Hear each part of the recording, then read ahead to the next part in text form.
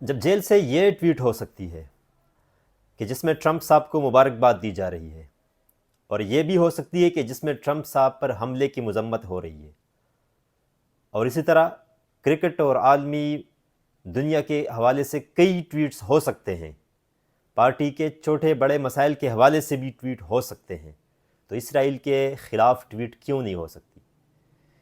یہ ایک سوال ہے، اور اس سوال کے جواب میں پی ٹی آئی کے نوجوان وہ خان صاحب کے پرانے ویڈیوز دکھا دکھا کر یہ ثابت کرنے کی کوشش کرتے ہیں کہ خان صاحب تو اسرائیل کے خلاف ہیں اور وہ ٹویٹس کر چکے ہیں، لیکن انہیں شاید یہ نہیں پتا کہ 2023 اکتوبر سے دنیا کے حالات بدل چکے ہیں۔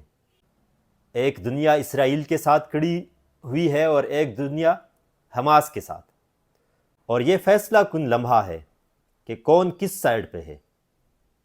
اب 2023 کے بعد شاید ہی کوئی ٹویٹ اس طرح آئی ہو پی ٹی آئی کے چیئرمین کی جانب سے کہ جس میں انہوں نے اسرائیل کی مخالفت کی ہے، اور پی ٹی آئی کے چیئرمین سے ہی مطالبہ کیوں کیا جا رہا ہے، جماعت اسلامی کا؟ کیونکہ پی ٹی آئی پاکستان کی سب سے بڑی جماعت ہے، جماعت اسلامی سے کئی گنا زیادہ ووٹ لیتے ہیں، کئی گنا بڑے بڑے جلسے کروا سکتے ہیں اپنے لیڈر کو آزاد کروانے کے لیے۔ اگر جماعت اسلامی اتنی کم تعداد کے باوجود اتنے بڑی ریلیاں نکال سکتے ہیں تو پی ٹی آئی کیوں نہیں؟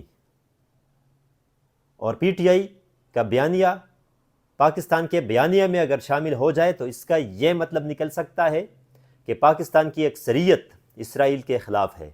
عمران خان کی ٹویٹ صرف ایک سوشل میڈیا سٹیٹس نہیں ہے، اس کی ایک قانونی اور آئینی حیثیت ہے کہ جس سے یہ واضح ہوتا ہے کہ عمران خان اور ان کی پارٹی کس سائیڈ پہ ہے۔ اب پارٹی کے لوگ اگر ٹویٹس کرتے ہیں تو اس کا یہ مطلب ہرگز نہیں لیا جا سکتا کہ یہ پارٹی کا بیانیہ ہے۔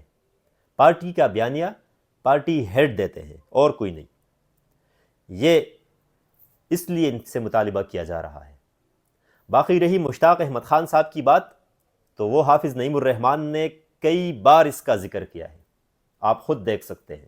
جو گلوبل سمود فلوٹیلا ہے اس پر جو قبضہ اسرائیل نے کیا ہے وہ ہمیں منظور نہیں ہے۔ پاکستان سے سینیٹر مشتاق احمد خان وہاں موجود ہیں، ان کی رہائی کی بات کر رہے تھے۔ لیکن ایک طرفہ سوچ رکھنے والی جماعت صرف وہی بات سنتے ہیں کہ جس میں ان کے لیڈر یا ان کے پارٹی کے حوالے سے تنقید کی گئی ہو۔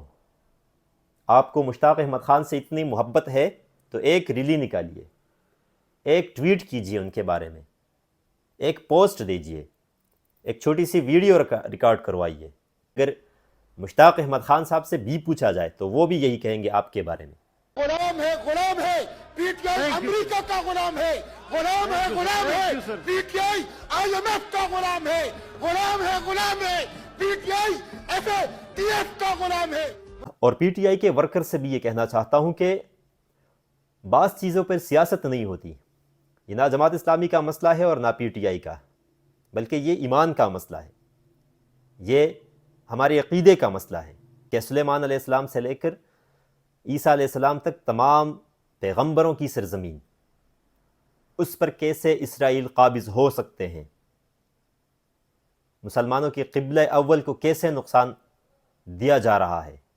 انہی حالات میں اپنی پارٹی اور اپنے لیڈر سے محبت اور بغض جماعت اسلامی میں آپ اتنے نہ گر جائیں کہ ایمان سے ہی نہ جائیں۔